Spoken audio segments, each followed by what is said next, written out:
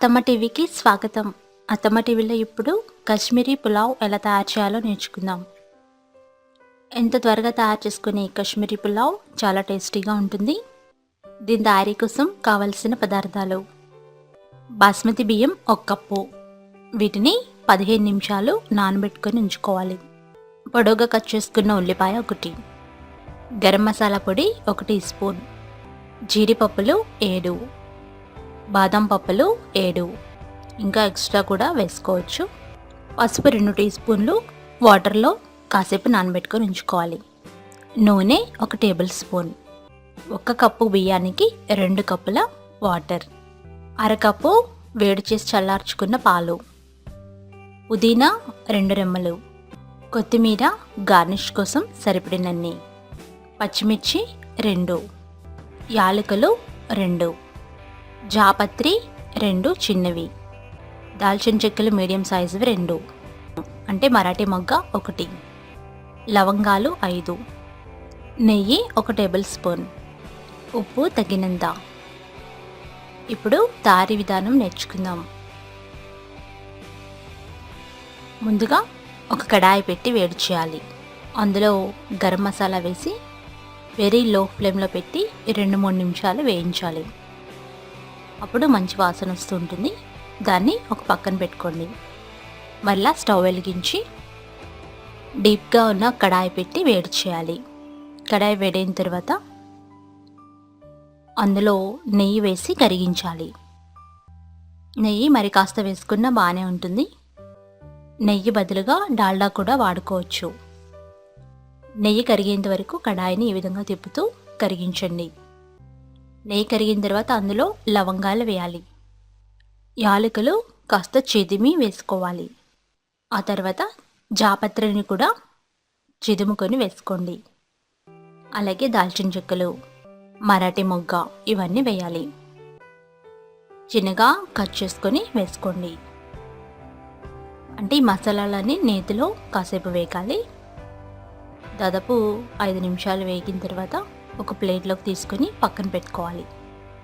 అదే కడాయిలో ముందుగా మనం నానబెట్టి పెట్టుకున్న బాస్మతి బియ్యం ఉన్నాయి కదా, నానబెట్టి పెట్టుకున్న బియ్యాన్ని ఫిల్టర్ చేసుకొని నేతిలో కాసేపు వేయించుకోవాలి.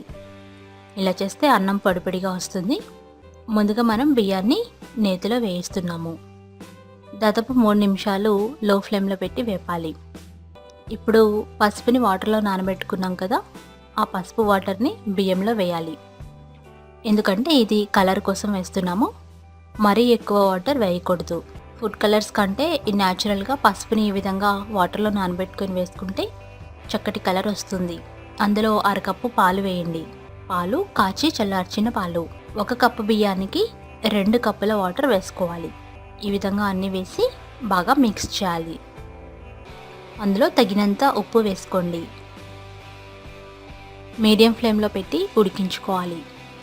బాస్మతి బియ్యం త్వరగా ఉడికిపోతాయి. ముందుగా వేయించి పెట్టుకున్న మసాలాలని వేయాలి. ఇవన్నీ వేసి బాగా మిక్స్ చేయాలి. ఇప్పుడు అందులో పుదీనా ఆకులు వేయండి. తర్వాత కట్ చేసుకున్న పచ్చిమిరపకాయలు వేయాలి. ఇప్పుడు మూత పెట్టి ముందు 5 నిమిషాలు మీడియం ఫ్లేమ్లో ఉడికించి తర్వాత లో ఫ్లేమ్లో పెట్టాలి. చూసారు కదా, అన్నం బాగా ఉడికిపోయింది. పొడిపొడిలాడుతూ ఉంటుంది. బాస్మతి బియ్యం త్వరగా ఉడికిపోతాయి. అందుకని మనం చెక్ చేసుకుంటూ ఉండాలి.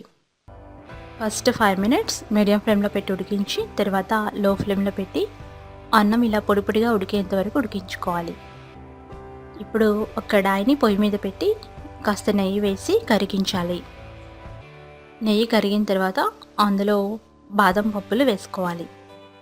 వీటిని కట్ చేసి వేసుకోండి. అలాగే జీడిపప్పులు కూడా వేసుకోవాలి.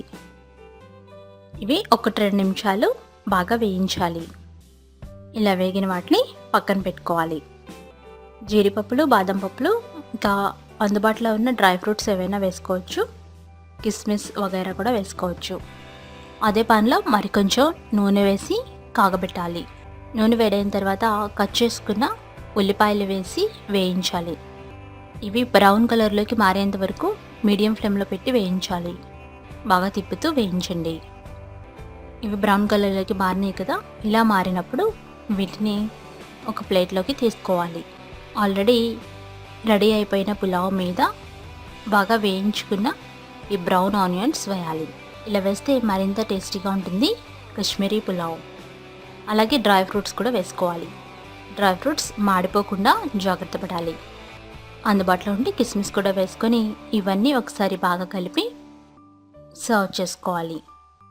అంతే, ఇలా రెడీ అయిపోయిన కాశ్మీరీ పులావ్ని సర్వింగ్ బౌల్లో తీసుకొని సర్వ్ చేసుకోండి. ఎంతో ఈజీగా తయారు చేసుకున్న కాశ్మీరీ పులావ్ మీరు కూడా ట్రై చేసి ఫీడ్బ్యాక్ పంపించండి. ఇది రైతాతో కానీ చికెన్, మటన్ దేంతోనైనా సర్వ్ చేసుకోవచ్చు. ఎంతో రుచికరమైన ఈ కాశ్మీరీ పులావ్ మీరు కూడా ట్రై చేసి ఫీడ్బ్యాక్ పంపండి.